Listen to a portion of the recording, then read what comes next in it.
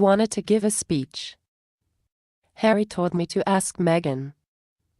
She said there's no room. Thomas Markle reveals his hurt at being left out of his daughter's big day.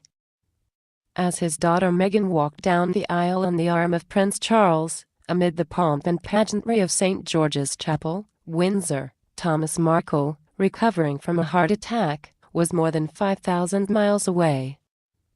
Instead of proudly giving Meghan away as she married into the royal family, Mr. Markle was forced to watch on TV in a modest rented flat in San Diego, which he refers to as a safe house. Shortly before, he was reduced to scrambling across a building site behind the hospital to evade paparazzi photographers and TV news crews.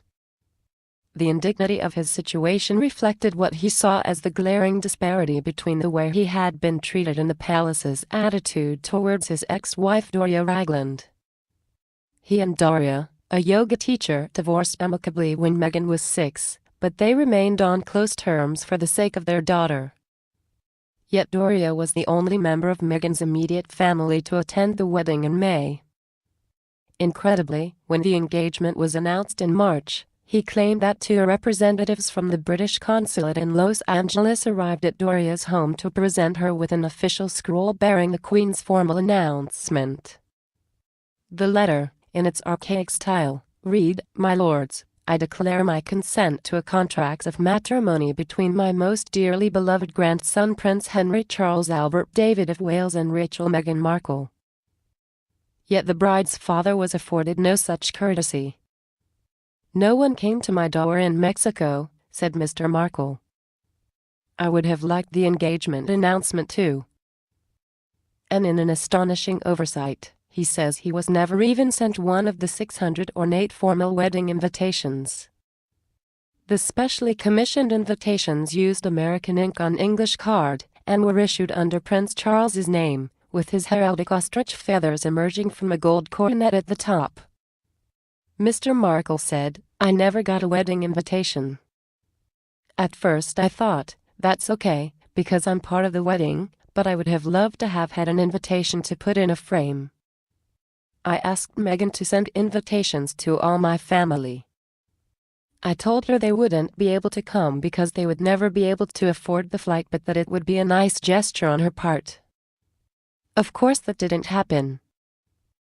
More upsetting still, he says that when he told Prince Harry on the phone that he would like to make a little speech, the prince responded, "You will have to talk to Meghan." According to Mr. Markle, when he spoke to his daughter, she replied there was no room in the ceremony for a speech by her father. Mr. Markle says, "I was going to recount the funny story about how she broke the news to me about dating Harry. Daddy, I've met a man. Daddy, he's English. Daddy, he's a prince." I thought it was a cute story. Like any father, I wanted to say a few words.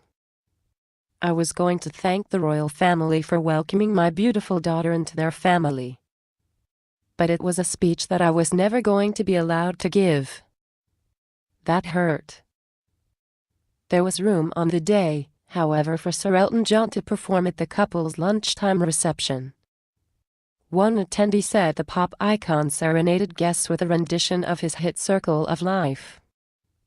The guests, who included celebrities such as Oprah, the Clooneys, the Beckhams, Idris Elba and Tom Hardy, heard speeches from Meghan, Harry, Prince Charles, Prince William, in a joint effort from Tom and Skip and Charlie Van Straubenzee, two of Harry's closest friends.